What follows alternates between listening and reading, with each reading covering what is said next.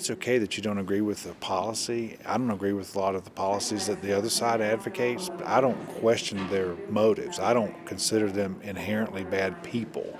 I think they're doing what they believe in, and I'm doing what I believe in. That's one point I did want to make tonight.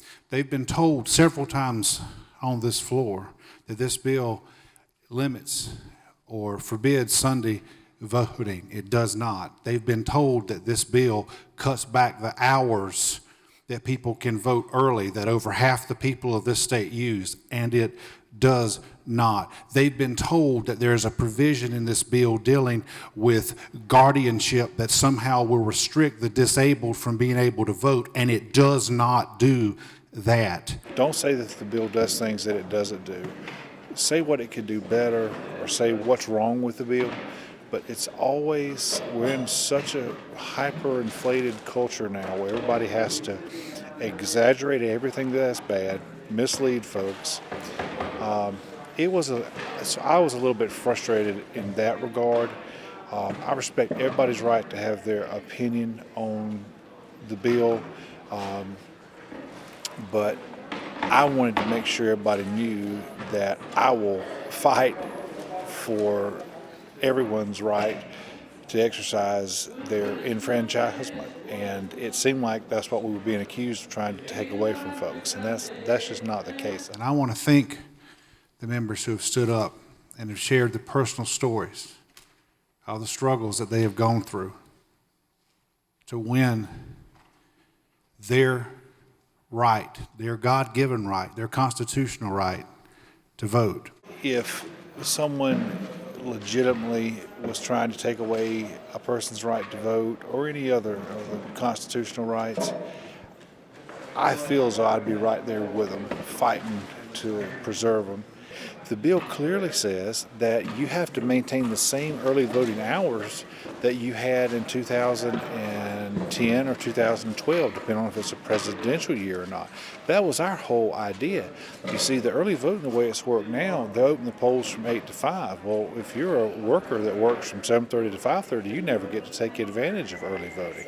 So we want more early voting sites open, longer hours. The bill stipulates you have to have the same number of hours. Now, you have to do it in fewer days, but we looked at the data. The truth is there's a big spike in voting the first couple of days when voting opens, then it kind of drops off, then it spikes up again the last week. So we thought it would just make more sense, cost the counties less money, still accommodate the people that want to vote. So no, I think it's going to actually reduce the lines. I'm very proud to be a Republican. I listened tonight to the talk of the voter suppression that went on, and it is sickening to me. But you know, I'm not a great student, but I'm a student of history, and I've read enough.